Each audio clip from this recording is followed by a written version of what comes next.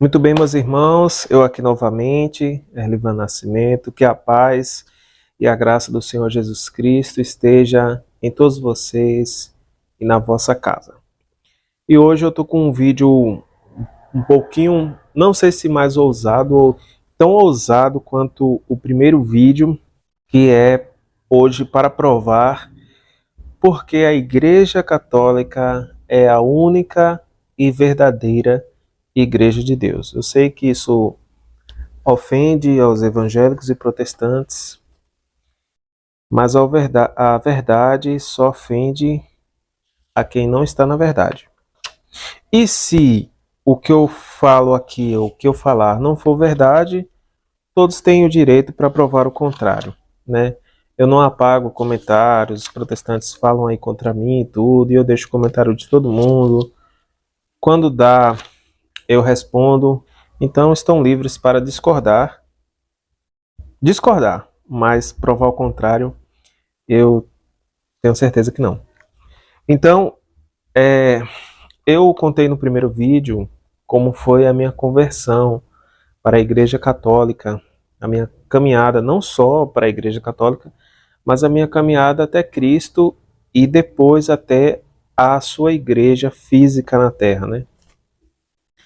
E eu falei que eu saí do meio evangélico depois de ter descoberto que a igreja verdadeira de Jesus Cristo, a qual está registrada na própria Bíblia, nas Escrituras Sagradas, no Novo Testamento, esta igreja é a Igreja Católica.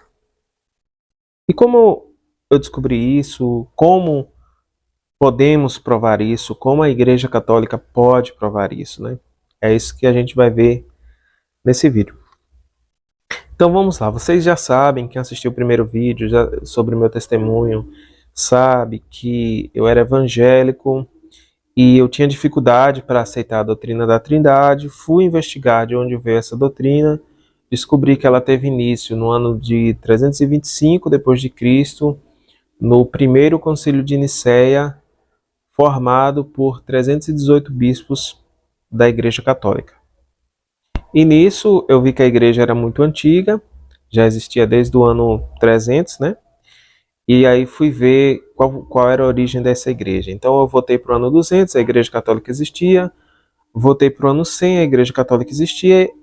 E quando fui até o início da Igreja Católica, ela começa justamente no dia que Jesus Cristo disse para Pedro: "És Pedro, e sobre esta pedra edificarei a minha igreja, e as portas do inferno não prevalecerão contra ela."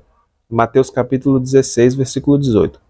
Tá tendo barulho aqui, gente, porque o pessoal tá com som ali, feriado, vocês sabem como é. Se eu for esperar os barulhos cessarem, eu não gravo vídeo nunca. Interessante que tava tudo quieto aqui, mas sempre que eu vou gravar um vídeo, parece que as antenas do diabo assim, elas se alarmam e aí ele faz alguma coisa para tentar impedir. Então, vamos assim mesmo, né? Faz parte da vida. A minha investigação, ela começa na própria Bíblia, né? Lógico que a parte da origem da Igreja Católica, quando eu vou buscar a origem dessa igreja, dessa instituição, por conta da curiosidade que eu tive da sua antiguidade, dela ter definido essa teologia da Trindade, essa busca, ela se originou desse problema que eu tinha com a Trindade. Mas a busca da Igreja de Deus, eu já tinha isso em mim, e eu sabia que ela estava em algum lugar, mas eu não sabia onde e qual era, porque eu ignorava a Igreja Católica.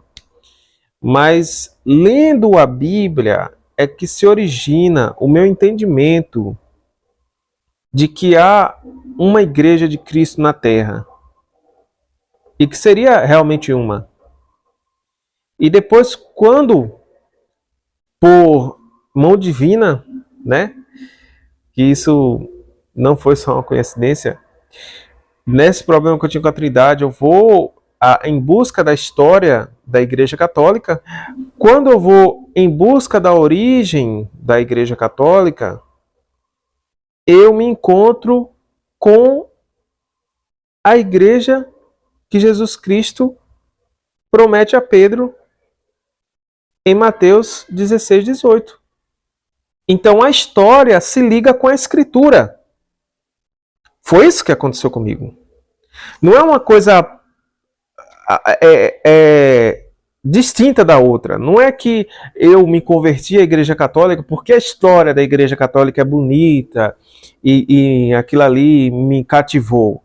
É lógico que a história da Igreja Católica é extraordinária, é linda, mas não seria o suficiente para me converter, porque eu não estava em busca de fazer parte de uma comunidade, de uma instituição, de um povo, de uma história bonita somente. Isso não era esse o meu interesse. O meu interesse era e é constantemente a verdade. Então, quando eu estou estudando a história da Igreja Católica, a história dela está ligada à história de Jesus Cristo, dos apóstolos, e é a mesma história. Entenda isso. É a mesma história. A história da Igreja Católica não é uma história à parte da história da Igreja de Deus.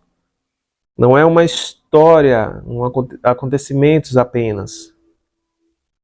Ela é a continuação da história de Jesus Cristo. Ela é a própria Igreja de Jesus Cristo.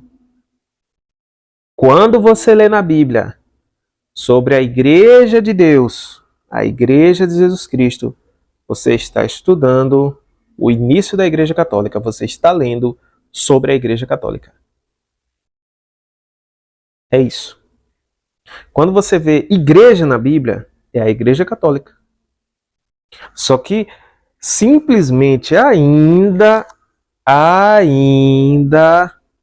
essa igreja não é conhecida como Igreja Católica.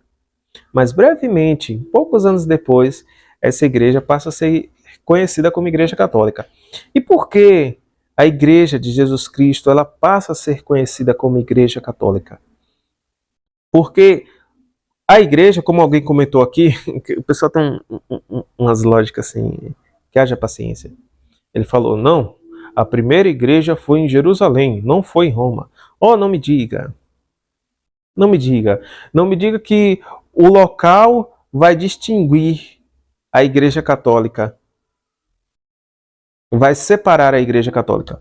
Porque entenda uma coisa. A Igreja Católica no Brasil é a Igreja Católica. A Igreja Católica em Londres é a Igreja Católica. A Igreja Católica no Japão é a Igreja Católica. A Igreja Católica em Roma é a Igreja Católica. A Igreja Católica em Jerusalém é a Igreja Católica. A Igreja Católica em Antioquia é a Igreja Católica. A Igreja Católica no Egito é a Igreja Católica. É a mesma igreja. Agora, a Igreja Católica de Roma, em determinado momento, vai passar a ter liderança sobre as demais igrejas, inclusive sobre a Igreja de Jerusalém. Esse é o ponto. Esse é o ponto. Calma aí que a gente vai ter uma viagem aí na história para entender tudo isso. Então, por onde começamos? Pelo lugar preferido dos protestantes, pela Bíblia, né? Vamos começar pela Bíblia. Como eu já aqui dei uma introduçãozinha, esse vídeo, como o outro, não é um vídeo que eu preparei nenhum roteiro. Eu estou com um caderninho aqui, que foi o meu caderninho de estudos, quando eu estava tendo esse processo de estudos. Passei aí uns 5 meses, eu não sei se fechou 5 meses, mas foi por aí, 5 meses de estudos profundos. Sério, teve dia que eu amanheci o dia, de verdade, eu amanheci, literalmente, eu amanheci o dia estudando a história da Igreja Católica, para vocês verem o quanto isso literalmente tirou o meu sono. Literalmente tirou o meu sono. Então foram quase 5 meses de estudo muito profundo. Quando eu falo assim, gente, esses 5 meses foram os estudos intensos. Antes disso eu já estava estudando. Só que era um estudo assim, que eu estudava, deixava de mão, olhava uma coisinha ali, entendeu? Mas já tem aí. Foram uns 8 meses. Quando eu comecei a ter esse problema com a Trindade,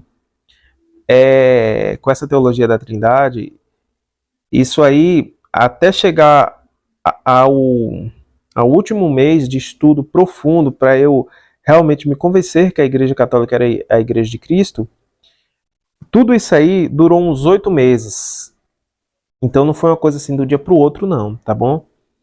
O meu testemunho ali, ele tá grande, mas tá resumido. Tem muita coisa ainda aí nesse testemunho que não deu para eu contar. Mas foram 8 meses aí de dor de cabeça. Só que eu conto esses 5 meses, que foi quando eu parei assim para estudar a origem da Igreja Católica e a ligação dela com a Igreja de Jesus Cristo, que está narrada na Bíblia. E aí foi um momento assim que eu me dediquei só a isso. Certo? Então vamos lá. Então a Igreja Católica, a origem começa na própria Escritura, né? Na própria Bíblia. Mateus capítulo 16, versículo 18 e 19. Presta bem atenção.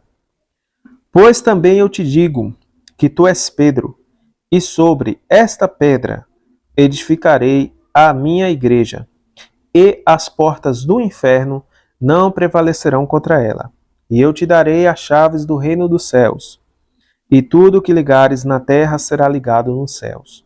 E tudo que desligares na terra será desligado nos céus. Olha a autoridade que Jesus Cristo dá. A quem? A Pedro. É importante você observar isso. E aí Jesus promete que vai edificar a sua igreja. E o que Jesus fala? As portas do inferno não prevalecerão contra ela. O que a gente entende com isso? Que ninguém pode destruir a igreja de Jesus Cristo. Temos aí já um ponto para a Igreja Católica, porque a Igreja Católica já passou por guerra, por várias mudanças da sociedade, dos governos, sabe? A Igreja Católica passou por tudo o que a humanidade vem passando há 2000 anos. Já tentaram destruir a Igreja Católica? Inúmeras vezes. Talvez Lutero, naquela loucura dele, pensou, quem sabe ele pensou que seria o fim da Igreja Católica, né? E ela só cresce.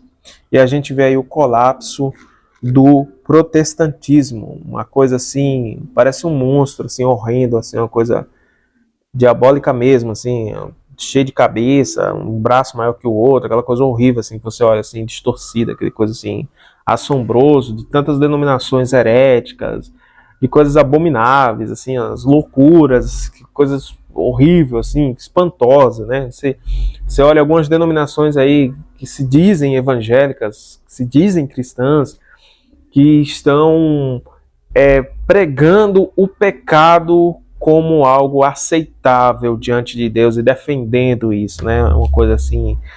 E o que é que a gente pode fazer? A gente não pode fazer nada a não ser o que nos resta, pregar a verdade e procurar viver a verdade, né? E sob a autoridade da verdade, que é Jesus Cristo. Então aqui nós temos a promessa. De quantas igrejas aqui Jesus promete? Fica com a tua Bíblia aberta aí e abre aí de novo, ó, Mateus 16, 18. Vocês não falam Bíblia? Vamos ver a Bíblia. Ah, deixa a Bíblia falar. Né? Porque a Bíblia não fala nada, né? A Bíblia é um livro. Quem fala é Jesus Cristo. Então está aqui narrada as palavras de Jesus Cristo escrita, o que ele disse para Pedro. Pois também eu te digo, tu és Pedro, e sobre esta Bíblia edificarei a minha igreja? Não. A igreja não é edificada por meio da leitura da Bíblia, como muitos evangélicos fazem. Alguém lê a Bíblia, se sente Pedro e faz uma igreja. Aí ele acha que Jesus mandou ele fazer aquela igreja ali.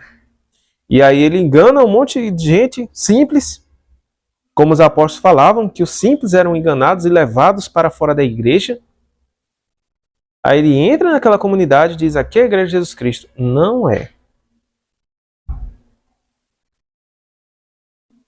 Pois também eu te digo, tu és Pedro, e sobre o quê? Sobre esta pedra. Se ele está falando com Pedro, a pedra aqui é quem? Se Pedro significa pedra, Kefas, Pedro, significa rocha. A pedra aqui é quem? É Pedro, lógico. Como é que eu estou conversando com você? Eu já expliquei isso aqui no vídeo, né? Vocês estão olhando aí para mim. Como é que eu estou conversando com vocês aí? Você está olhando para mim aí. Aí eu falo, vamos supor que o teu nome é Pedro. Eu digo, você é Pedro. E sobre esta pedra edificarei a minha igreja. Sobre esta pedra. Por que eu te chamei de Pedro? Por que eu me dirigi a palavra a você se eu estou falando comigo mesmo? Tu és Pedro e sobre esta pedra edificarei a minha igreja. Que loucura! Tu és Pedro e sobre esta pedra edificarei a minha igreja. Agora fez sentido, não fez? Então vamos parar de querer inventar loucura. E isso não cabe nem na gramática, né? Interpretando gramaticalmente falando, a interpretação correta de fato aqui é que Pedro é a pedra, né? Isso aqui é um trocadilho. Certo? Pedro sendo ou não a pedra, mesmo que não fosse, não alteraria em nada que Cristo fez uma igreja que não poderia ser destruída. Mas Pedro é a pedra. Estamos resolvidos com isso? Então vamos lá. Pois também eu te digo que tu és Pedro, e sobre esta pedra, Pedro, tu és a pedra. E sobre esta pedra, a partir de você, Pedro, edificarei, construirei, levantarei, farei a minha igreja. Jesus falou, as minhas igrejas. Não. A minha igreja. A minha igreja. Jesus está falando. Quantas igrejas? Quantas igrejas? Uma. De quem é a igreja? De Jesus Cristo. Quem faz a igreja? Jesus Cristo. A partir de quem Jesus faz essa igreja? A partir de Pedro. Então, entenda. O problema do evangélico é que ele quer falar de Bíblia e não entende a Bíblia.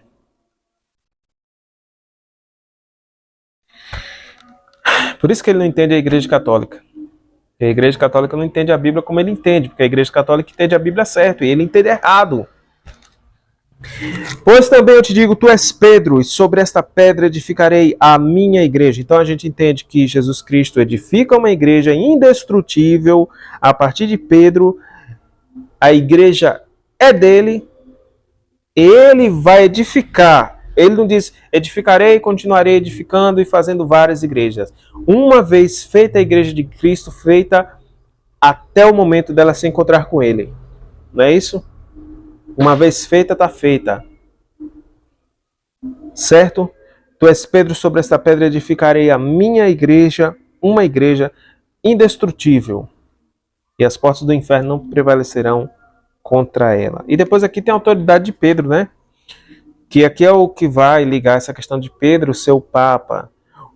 Onde é que tem Papa na Bíblia? Não tem Papa na Bíblia. Não tem Papa na Bíblia, não tem paletó na Bíblia, não tem gravata na Bíblia, não tem Bíblia na Bíblia. Muita coisa não tem na Bíblia.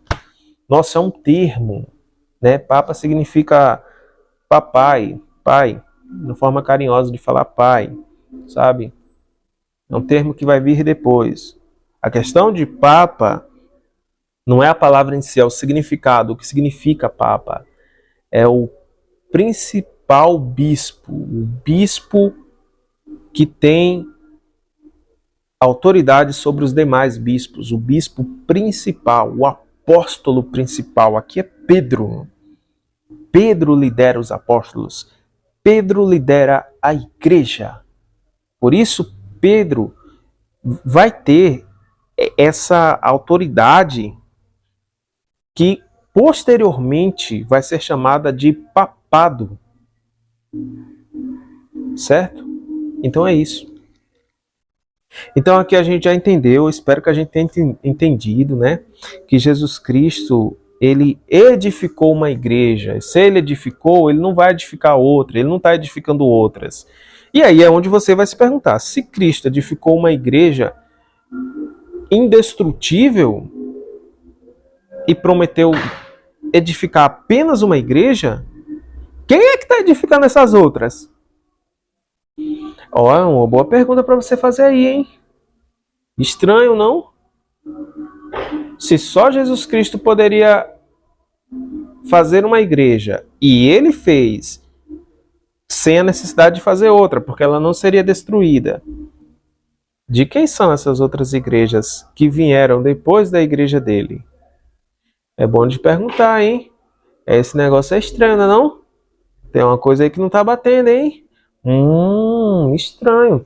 Porque os números, eles são confusos quando a gente pesquisa. De tanto que a coisa é confusa, fica difícil pro IBGE, para sei lá mais quem que faz essas estatísticas, definir quantas denominações, quantas seitas evangélicas existem, né? Que está em torno de 40 a 45 mil. Né? Da última vez que isso aí foi contado. Agora, sei lá se não está nos 50 a 55 mil, porque elas se multiplicam igual... Alguma coisa que eu não posso falar aqui para não ofender, né? Mas multiplica muito rápido. É Jesus que está fazendo essas igrejas porque cada uma pensa diferente da outra. Sempre aparece um novo pastor com uma nova novidade, uma nova unção, um novo dom, uma nova forma de falar, uma nova visão da Bíblia, e vocês acreditam e enchem esses locais, e aí ele bota o nome igreja. Será que porque a pessoa bota o nome igreja, aquilo é de fato a igreja? E aí a gente vai descobrir que igreja é essa, não é mesmo? Qual é essa igreja? Para onde foi parar a igreja de Jesus Cristo? Se ele falou que ela não seria... As portas do inferno não prevaleceriam contra ela, então de lá para cá ela deve continuar existindo. Ora, Jesus disse, quando ele falou isso para Pedro, foi há 2000 anos atrás. Então, seguindo essa lógica, a igreja de Jesus Cristo deve ter no mínimo 2000 anos, não é não? Ela deve ter uns 2000 anos, não deve não? Se Jesus Cristo prometeu a igreja a Pedro há 2000 anos atrás, né? Poucos anos depois, que a gente está arredondando os números, né? 1900 e algumas bolinhas aí, a gente arredonda 2000 anos, certo? Poucos anos depois, essa igreja realmente começa a ser edificada por Cristo por meio de Pedro. A gente vai ver isso em Atos. Então, se a igreja de Jesus Cristo foi iniciada por ele há 2000 anos atrás, a igreja de Jesus Cristo indestrutível, que vem de lá até cá, deve ter 2000 anos. Então, qual igreja aí tem 2000 anos? É bom pensar, hein? Olha, eu ouvi falar que a igreja católica tem 2000 anos. E é a única que tem essa idade. Interessante, hein? Tem alguma coisa pegando aí, não tem não? Que coisa, hein?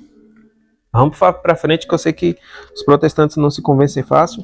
Também, eu não estou tão preocupado em convencer o protestante, mas mostrar aqui a verdade para quem quer saber, né? E também o motivo da minha conversão. Outra coisa interessante, a igreja, a gente sabe já que ela é uma só.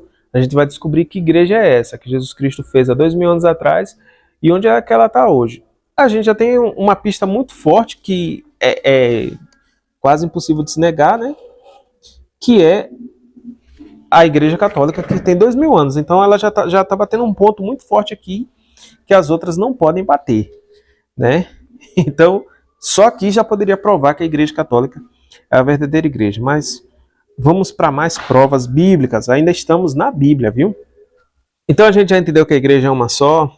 E aqui, ó, a igreja também, ela é o corpo de Cristo. Ela é o corpo de Cristo. Cristo tem quantos corpos?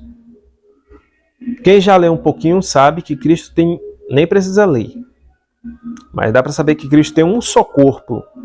Se a igreja é o corpo de Cristo, só há lugar para uma igreja. Então a gente vai ter que escolher uma igreja dentre essas 40 mil que se dizem ser a igreja de Cristo. Alguma delas tem que estar com a razão. Não tem como todas estar com a razão, porque todas creem, cada uma crê diferente da outra, senão não seriam várias. E porque também o corpo de Cristo é um só, e a igreja é o corpo de Cristo. Isso está, eu anotei aqui, ó, em Colossenses capítulo 1, versículo 24. Agora vamos para outro ponto interessante. que devemos estar na igreja original por mandamento de Jesus Cristo, porque a igreja é necessária, tanto para te levar ao céu quanto para te desligar dele. Sabia disso? Pois saiba agora. Olha o que diz aqui. Ora, Jesus dizendo, vocês não são obedientes a Jesus? Então ouçam o que Jesus falou. Ora, se teu irmão pecar contra ti, vai e repreende-o. Se não te ouvir, dize-o à igreja. E se também não escutar a igreja, considera-o como um gentil ou publicano e publicano. O que quer dizer esse versículo? Vou explicar. Jesus fala: se teu irmão pecar contra ti, vamos falar lá que o teu irmão fez uma coisa mal, uma coisa errada com você. Aí Jesus diz: vai lá, repreende ele, reclama ele: ó, meu irmão, você fez uma coisa errada comigo, não gostei. Aí Jesus disse: se ele não te ouvir, né, o cara já é problemático. Aqui eu resumi o versículo, né? Aí Jesus fala que antes que era para chamar 2 ou 3 testemunhas para ver se ele se convencia que estava errado. Aí Jesus disse: se o negócio está ficando complicado, o cara não ouve ninguém, leva a autoridade máxima, leva alguém para julgar vocês dois lá, para julgar ele. Quem vai julgar esses irmãos? Jesus disse: leva-o à igreja, dize-o à igreja. Olha a importância da igreja. Aí Jesus fala: e se também não escutar a igreja, aí Jesus disse: considera-o como um gentil publicano. Em outra tradução está: considera-o como um pagão. Gentil a gente sabe que era o povo separado de Deus, o povo pecador. Os publicanos eles eram tidos como pecadores pelo povo de Israel, né?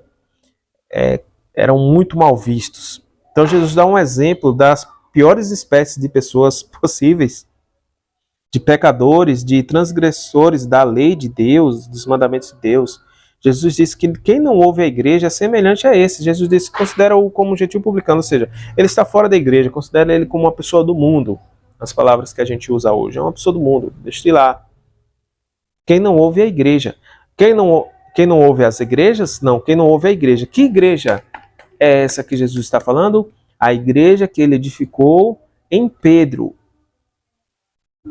Então a igreja aqui é uma organização.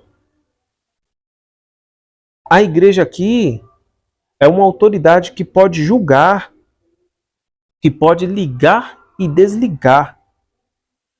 E quem recebeu essas palavras de Jesus, a gente viu aqui que foi Pedro. Depois ele fala isso para os outros apóstolos também. Mas primeiramente a Pedro, porque Pedro é o líder dos apóstolos, né? Por isso ele vai ser considerado Papa. Então, esse poder na igreja de julgar, quem tinha esse poder eram os apóstolos e os anciães, né? Que foram discípulos, acredito que foram aqueles discípulos próximos de Jesus, e com o consentimento dos apóstolos, eles eram os anciãos das igrejas. E esses anciãos não eram anciãos por velhice, eram anciãos por proximidade, comunhão com Deus, por sabedoria, por testemunho e pelo consentimento dos apóstolos. Então esses anciãos eram bispos, e essa é a autoridade da igreja, que pode ligar e desligar, que pode te introduzir e que pode te tirar de dentro da igreja. E quando eles tiram, você está fora da igreja, porque Jesus falou: que ligar aí na terra será ligado no céu, que desligar na terra será desligado no céu. A igreja tem uma ligação direta com Deus. Então você está nessa igreja aqui ou você está fora dessa igreja? Que igreja é essa que ele fala? É a igreja dele. Ela é uma coisa imaginária, ela é uma coisa viva, ela é um corpo formulado, organizado. A autoridade dessa igreja aqui são os apóstolos e os bispos. Ele diz: em verdade vos digo que tudo que ligares na terra será ligado no céu, e tudo que desligardes na terra será desligado no céu. Também vos digo que se dois de vós concordarem na terra acerca de qualquer coisa que pedirem, isso lhes será feito por meu Pai que está nos céus. Ele falando isso aos apóstolos, né? E aí ele vai falar uma coisa aqui que os crentes usam de maneira totalmente errada. Que ele fala isso aqui, ó. Eu até fiz questão de deixar esse versículo, não ocultei não. Aqui, ó. Porque onde estiverem dois ou três reunidos em meu nome, aí estou eu no meio deles. E aí muitos evangélicos vão dizer, aí, ó, Jesus falou, onde estiverem dois ou três reunidos no meu nome, eu estou no meio deles. Então a gente também está debaixo das ordens de Jesus. Nós também somos igreja. Eles acham que igreja é qualquer povo que se reúne ali em nome de Jesus, né? Você esqueceu que quem desobedece à igreja está fora da igreja? Se os desobedientes da igreja se reúnem e coloquem em nome de Jesus ali, não será por isso que serão a igreja de Jesus Cristo. São rebeldes, porque estão fora da igreja. Eles não têm autorização da igreja para fazer aquilo, porque estão contra a igreja. E se estiverem contra a igreja, não são igreja. Se estiverem fora da comunhão da igreja, não são igreja. Porque Jesus falou aqui, se não ouvir a igreja, considera-o como publicano ou gentil. Então há uma só igreja que tem autoridade. Se outro grupo se reúne, se sentindo igreja, mas está contra a igreja original, não é igreja, é um grupo rebelde. Nome, qualquer um pode usar. Eu posso chamar um grupo aqui, uma galera, como tem gente que faz isso, chama uma galera ali, coloca uma placa aqui, igreja do grupo novo, sei lá o que, sabe? Igreja da galera da geração Y, geração Millennium. E pronto, botei o nome de igreja ali. E aí a gente louva Jesus e diz, nós somos a igreja de Jesus, ou uma igreja de Jesus, né? Essa ideia esquisita que criaram. Mas por isso nós seremos igreja de Jesus? Não, nós estaremos nos iludindo. Porque a igreja de Jesus já existe e ela que tem autoridade. Nós somos apenas um grupo rebelde iludido. E é isso que as igrejas evangélicas... É difícil falar, mas as seitas, elas são isso. E a gente está vendo isso aqui na Bíblia. E depois eu vou te falar, eu já expliquei aqui, mas as pessoas têm dificuldade para entender. As origens das denominações, das seitas, que não vêm de Cristo, vêm de rebeldes. É difícil de engolir, é difícil de aceitar. À primeira vista parece ofensivo, tem gente que vai me olhar aqui e dizer que sou usado pelo diabo, sei lá o quê. Mas depois quando você pensar direitinho, ler direitinho a Bíblia, você vai dizer, tem sentido. Recordando de novo que protestante é esquecido. Eu sei que vai ter protestante assistindo. A igreja é uma só, foi instituída uma vez só para nunca mais, há 2000 anos atrás. Então a igreja de Jesus Cristo original, indestrutível, incorruptível, ela tem 2000 anos. Indestrutível e incorruptível porque Jesus falou, as portas do inferno não prevalecerão contra a minha igreja. Se você não crê nessas palavras, a sua crença, ela é debalde, é praticamente vã. Porque você não crê nas palavras de Jesus, você só crê no que você gosta. Você não crê no que Jesus fala quando é real, quando te confronta. É isso que eu li, está em Mateus capítulo 18, do versículo 15 ao 20. Vamos mais para frente? Vamos. Aqui vemos que a igreja é a principal conselheira dos discípulos de Jesus e que quem não lhes obedece está praticamente excluído pelo próprio Jesus. Jesus dá aos apóstolos poder para ligar e desligar na terra, e assim será no céu. O que os apóstolos concordassem na terra seria entendido e atendido por Deus. Seria atendido por Deus. A igreja tem autoridade de tomar decisões das quais Jesus assegura atendê-las e estar de acordo. Ele deu autoridade para a igreja tomar decisões. Olha só. Porque a igreja, obviamente, é guiada pelo Espírito Santo. Até aqui continuamos com uma igreja ao comando dos apóstolos, dada por Jesus. Outro versículo. E todos os dias acrescentava o Senhor à igreja aqueles que se haviam de se salvar. Atos capítulo 2, do versículo 46 ao versículo 47. O Senhor acrescentava à igreja aqueles que se haviam de se salvar. Que se haviam de salvar, né? O Senhor acrescenta na igreja, na sua igreja única, original, a de Pedro, os que hão de se salvar. Quem coloca eles lá é Jesus.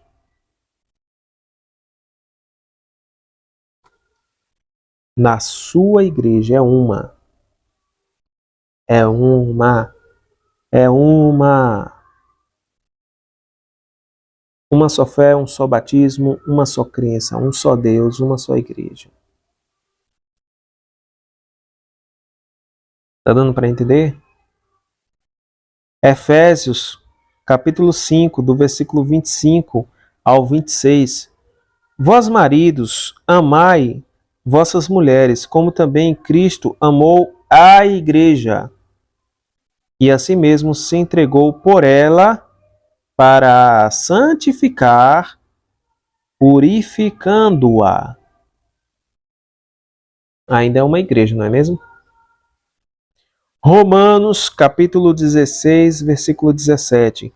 E rogo-vos, irmãos, que noteis os que promovem dissensões e escândalos contra a doutrina que aprendestes.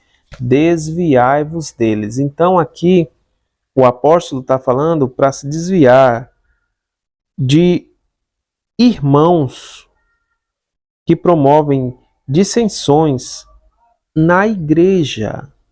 Não é a igreja que se corrompe. São grupos dentro da igreja que se corrompem. A igreja se mantém santa, se mantém intacta. Nunca houve promessa de corrupção da igreja como um todo, mas de grupo. E esses grupos que se corrompem da igreja, eles sempre saem da igreja. Ou são expulsos, ou eles mesmos saem. Eles não permanecem na igreja. O que é unidade? Eu botei aqui.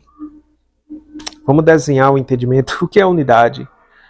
Unidade é a qualidade ou o estado de ser um ou único. A unidade do poder papal. Até o dicionário dá aqui como exemplo a unidade do poder papal. O Papa ajuda muito na unidade, né? Unidade da fé. Única fé.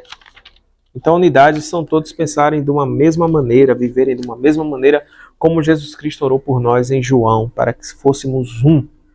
E o protestantismo divide o povo, não une, divide. Nós devemos ser um. Só poderemos ser um na Igreja Católica. Se você está na Igreja Evangélica, eu te convido, sai desse meio e vem para a Igreja original, verdadeira, de 2000 anos, de Pedro, dos Apóstolos, de Jesus, a única Igreja Católica Apostólica Romana. 1 Pedro, primeira carta de Pedro, capítulo 5, do versículo 2 ao 4.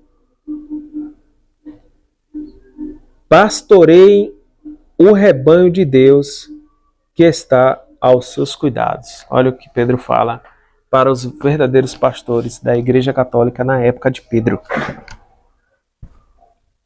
Pastoreie o rebanho de Deus que está nos seus cuidados. O que é isso? A igreja tem... Vixe, caiu aqui. A igreja tem hierarquia. A igreja tem líderes. Porque tem alguns que são contra isso, né? São contra a própria organização que Deus colocou na igreja. São rebeldes. Nós vamos agora para uma situação em que houve ali uma divergência doutrinária dentro da igreja e a gente vai ver como os apóstolos resolveram essa situação. Está em Atos, capítulo 15, do versículo 1 ao 3. Então alguns que tinham descido da Judéia ensinavam assim os irmãos: se vós não circuncidardes conforme o uso de Moisés, não podeis salvar-vos. Tendo tido Paulo e Barnabé não pequena discussão e contenda contra eles, resolveu-se que Paulo, Barnabé e alguns dentre eles subissem a Jerusalém aos apóstolos e aos anciãos sobre aquela questão. E eles sendo acompanhados pela igreja. Olha que interessante, gente. Surgiu um grupo lá no meio da igreja que começou a tirar ali a paz dos gentios que haviam se convertido, dizendo, eles eram judeus, né? E eram judeus já cristãos, convertidos, mas eles tinham ainda essa mentalidade. E eles começaram a ensinar os outros irmãos. Ó, se vocês não se circuncidarem como a gente, de modo nenhum vocês conseguirão se salvar. E aí gerou aquela confusão, aquela preocupação entre os gentios e aquela contenda, tem que se circuncidar ou não tem que se circuncidar. E como é que os apóstolos, como é que Paulo resolveu esse problema na igreja? Paulo e Barnabé, que estavam no cuidado daquela igreja ali, eles foram lá e abriram a Bíblia e olharam aqui, ó, tá na Bíblia assim, assim. Como muitos hoje, tudo recorre à Bíblia, né? Recorre ao livro. Não. Eles, olha o que diz aqui, tendo tido Paulo e Barnabé não pequena discussão e contenda contra esses irmãos, deu um problema lá. Vocês estão vendo que o problema foi grande. Lucas narra aqui, ó, que a discussão não foi pequena e a contenda que houve ali contra eles. E aí é o que acontece. Quando tem esse problema na igreja, que aparentemente está surgindo ali uma heresia, uma confusão teológica, de entendimento dos mandamentos de Deus, dos mandamentos de Jesus Cristo. Como resolver isso? Como saber qual é o entendimento correto? Esses judeus, provavelmente, esses judeus que queriam que os gentios se circuncidassem, muito provavelmente, como assim, da natureza dos judeus, dos religiosos, eles falavam isso com base na Torá, com base no Velho Testamento. Eles deviam, certamente, ter conhecimento do Velho Testamento, né? Então, eles estavam baseados na Escritura. Realmente, aqueles que não eram circuncidados não faziam parte do povo de Deus. E olha aí o problema agora. Os gentios se convertem a Deus, mas não são circuncidados. Como resolver isso? Deve se circuncidar ou não deve se circuncidar? Porque Deus mandou, Deus falou, o varão que não fosse circuncidado não deve estar no meio do meu povo, não pertence a mim, né? Então, como resolver uma questão como essa, que a Escritura manda fazer uma coisa e agora novos convertidos estão ali ao mesmo Deus, mas pela obra do sacrifício de Jesus Cristo? Então, depois da gente ler como os apóstolos resolveram isso, parece ser fácil que esse assunto tenha sido resolvido, ou a maneira correta como isso deveria ser resolvido, porque hoje a gente já tem conhecimento da Bíblia, já tem conhecimento teológico. Mas aquilo era um problema inédito. Então, o que é que Paulo e Barnabé fez? Resolveu-se que Paulo e Barnabé e alguns dentre eles subissem a Jerusalém aos apóstolos e aos anciãos sobre aquela questão. Paulo, sendo apóstolo de Jesus Cristo, que viu Jesus Cristo, né, teve uma visão ali luminosa do Senhor Jesus. Ele não chegou e resolveu aquilo sozinho. Ah, eu vi Jesus Cristo, isso aqui resolve assim como alguns pastores hoje, que nunca viram nem a sombra de Jesus, querem fazer. querem ter uma autoridade que não tem. Paulo faz o quê? Eu vou lá em Jerusalém, porque os apóstolos, está todo mundo lá. E quem é o apóstolo principal que vai estar lá? Pedro. Pedro vai estar lá. Então a gente vai se reunir. Mas vão se reunir só os apóstolos ali, fechadinhos? Só os 12? Não. Os apóstolos e os anciãos. Os apóstolos, eles tinham ali um corpo, um conselho ali, ou outras autoridades juntamente com eles, de importância praticamente igual. Paulo vai até os apóstolos e aos anciãos. Esses anciãos são os bispos da igreja. E aí ele leva alguns desses judeus convertidos que falavam isso, né? Sobre a circuncisão. E olha o que Paulo faz. Ele viaja juntamente com Barnabé, sai dali de Antioquia e vai para Jerusalém para poder resolver essa questão junto com os apóstolos e os anciãos. E diz aqui também que ele foi acompanhado pela igreja, aquela igreja local, né? Então, olha como foi resolver essa questão, né? É o magistério da igreja ali em ação. Não é cada crente pegar, peraí, deixa eu ler a Bíblia aqui para ver se é assim ou não. Porque na Bíblia, só na Bíblia, você pode ter muitos entendimentos daquilo. Porque na Bíblia, realmente, eles olhassem ali na Escritura, não, realmente aqui manda, deve se circuncidar. Mas agora a gente está na graça de Cristo.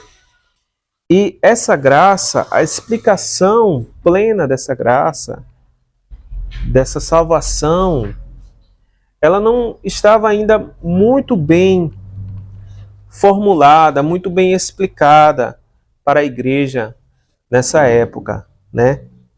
A gente vê aqui que teve uma dificuldade para que Paulo convencesse a esses irmãos e a igreja da solução para esse problema, que não havia necessidade disso. Então foi necessário ali uma reunião com as autoridades da igreja. A igreja tem autoridade. Então, os membros da igreja, eles são e devem ser submissos às autoridades da igreja. E nós vemos aqui como autoridade os apóstolos e os anciãos. Os apóstolos não viveriam para sempre. Vimos nos textos que os apóstolos colocaram pessoas, líderes, para continuar o seu trabalho. Né? Pessoas que ficariam no lugar dos apóstolos. Porque a igreja precisava continuar. E sem liderança, há bagunça, há desordem, não é mesmo? Vimos no episódio em que judeus convertidos queriam que os gentios se circuncidassem, o quão foi difícil, mesmo com liderança, resolver esse assunto.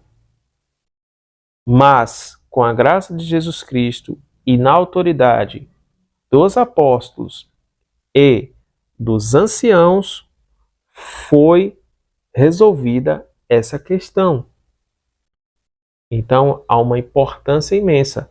Vimos nos textos bíblicos o quão os apóstolos pedem obediência e reverência aos bispos, presbíteros, pregadores, instituídos por eles, ordenados por eles ou por um bispo que outrora fora ordenado por eles também. Como assim? Quando os apóstolos não ordenavam alguém, algum bispo que foi ordenado pelos apóstolos tinha autoridade para ordenar outro bispo ou um presbítero. Nós vemos isso na carta de Tito, onde Paulo manda ordena que Tito, de cidade em cidade, institua ali bispos e presbíteros para manter a ordem nas igrejas. Vemos que em Antioquia os apóstolos instituíram, confirmavam as igrejas, instituíram ali em cada igreja bispos. Isso era muito importante.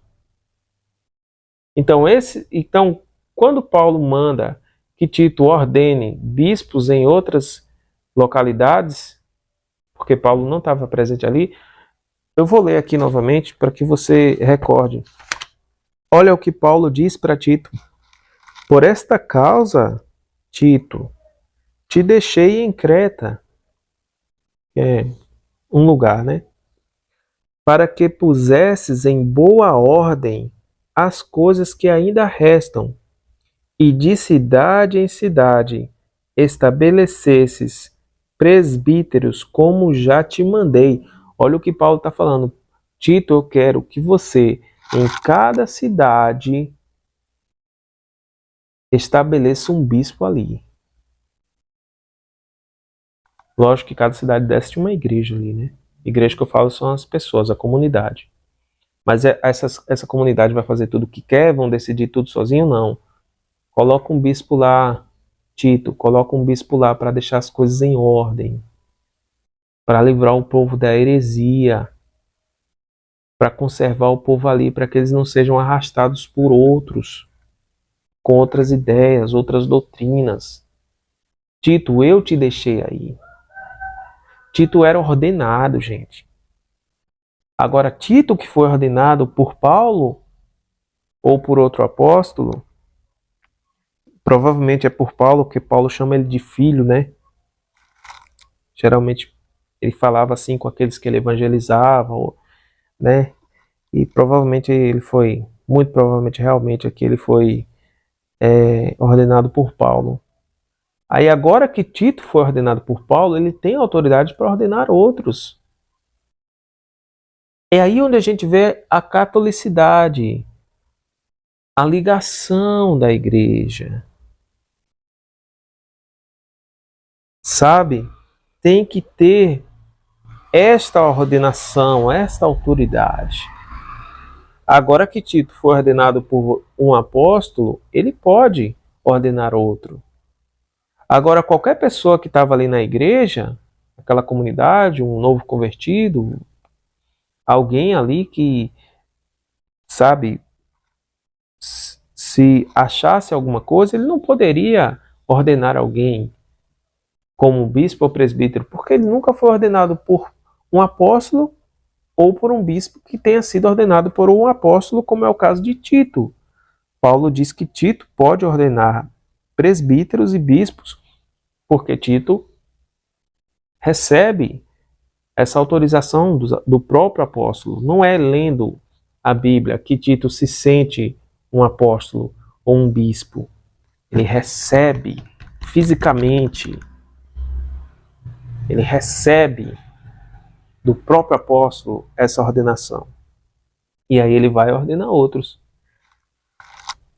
Olha o que Paulo diz, aquele que foi irrepreensível era qualquer pessoa que era escolhido bispo para depois se corromper, para dizerem que a igreja se corrompeu. Olha o que Paulo fala aqui, aquele que foi irrepreensível, marido de uma mulher, que tenha filhos fiéis, que não possam ser acusados de dissolução, nem são desobedientes, porque convém que o bispo seja irrepreensível como dispenseiro da casa de Deus. Dispenseiro, gente, é administrador, é supervisor, aquele que cuida. Esse é o papel do bispo. Esse é o papel do bispo, né? Retendo firme a fiel palavra, que é conforme a doutrina, para que seja poderoso, tanto para admoestar com a sã doutrina, como para convencer os contradizentes. Esse é o papel do bispo aqui, ó. Então, isso é o que amarra a igreja. Amarra. O que é que amarra, que eu falo? Manter ali a ligação, a união, a comunhão. são os bispos autorizados.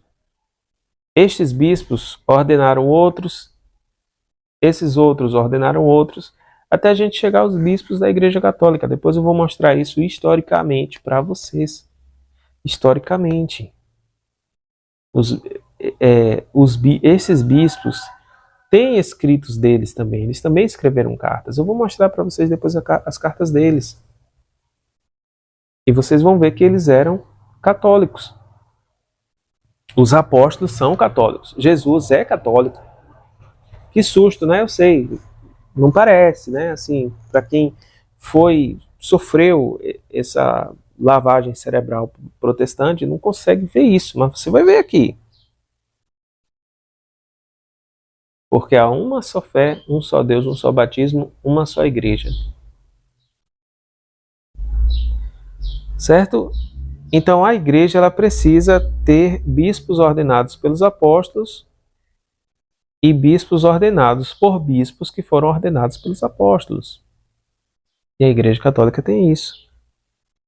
Isso dá continuidade exata e mostra qual é a verdadeira igreja, a original. A Igreja Católica é. Então, se Cristo prometeu que as portas do inferno não prevaleceriam contra a igreja, essa ideia da Igreja Católica ter se corrompido cai por terra. Porque não é possível que toda a igreja de Jesus Cristo se corrompa. Alguns da igreja certamente irão se corromper. Se corromperam.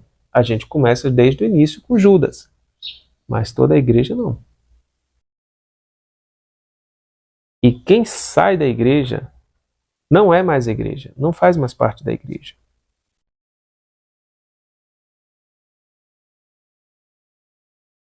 Não faz mais parte da igreja. Nessa época de Paulo, dos apóstolos, se alguém saísse do meio deles dizendo que eles estavam errados em algo e levasse outros com eles, formasse ali uma comunidade, e se dissessem a verdadeira igreja, além da dos apóstolos, nem por isso eles seriam a verdadeira igreja, eles seriam iludidos. E isso é o que acontece com os que saem da igreja católica. Eles não são a verdadeira igreja, eles são uma comunidade iludida. Eles estão fora da igreja. Se você é evangélico, você está fora da igreja.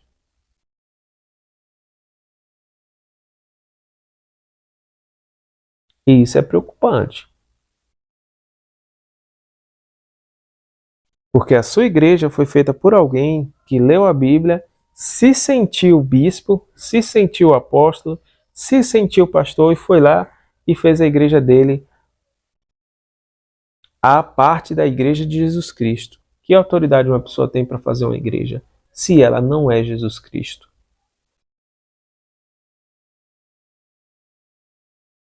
Está duvidando? Pergunta para o seu pastor, vai na internet, pesquisa. Bota lá o nome da tua igreja lá e pergunta. Vai pesquisar lá como é que ela surgiu. E você vai ver que foi alguém que fez ela. Alguém que pertenceu a outra igreja já. Sempre é assim. Lutero, ele era um padre da igreja católica. Ele foi expulso. Então ele estava fora da igreja. A partir do momento que ele monta outra igreja, aquilo não é uma igreja. Ali é uma comunidade iludida. Não tem autoridade nenhuma. Nem ele, nem quem está lá, nem quem ele ordenar. Porque ele não tem autoridade para ordenar. Porque ele está expulso da igreja. Está entendendo? Se alguém fosse expulso da igreja dos apóstolos e fizesse uma outra igreja, estou repetindo porque o pessoal é difícil de entender. Aquilo ali não seria igreja. Não é igreja. Não é a igreja de Jesus. É um grupo usurpador. Um grupo, uma seita. Quer pertencer à igreja de Jesus Cristo? Você tem que ir para a igreja católica. Essa é a verdade. Ah, será que você... E então quem é evangélico não vai ser salvo? O assunto aqui não é esse. Não estou falando que não vai ser salvo. Fica difícil. Mas não vou dizer que não vai ser salvo. Não digo isso. Nem a igreja católica fala isso. Mas não se arrisque não.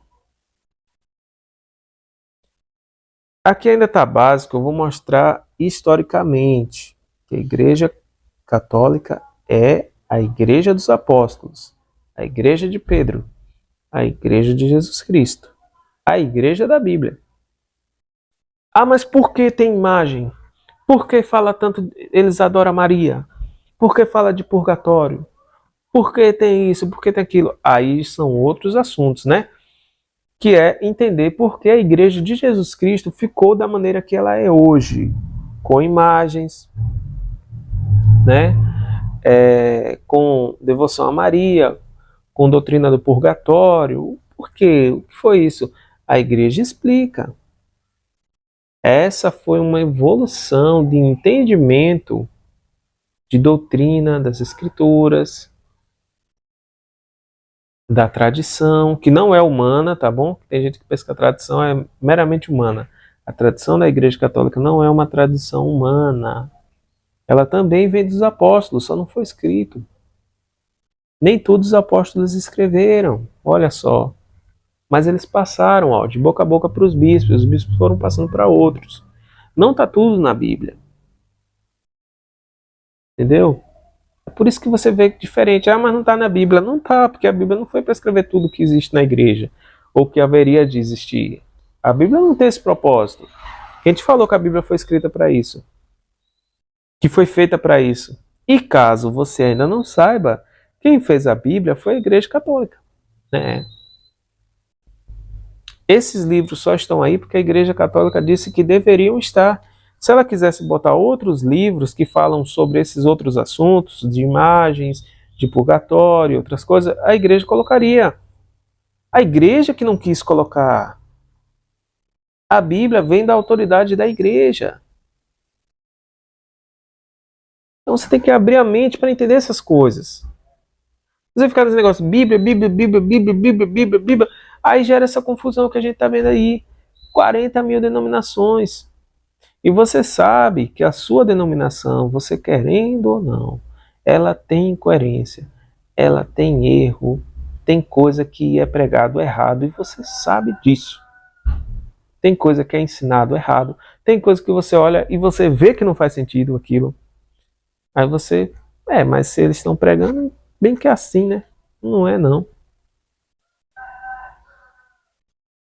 Algumas coisas até podem ser, né? Mas muitas não.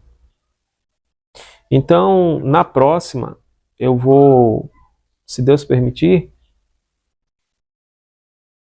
eu vou trazer para vocês aqui provas históricas, reais, de que a Igreja Católica é a verdadeira e única Igreja de Jesus Cristo, tá bom? Que Deus abençoe a todos, fiquem com Deus e até a próxima.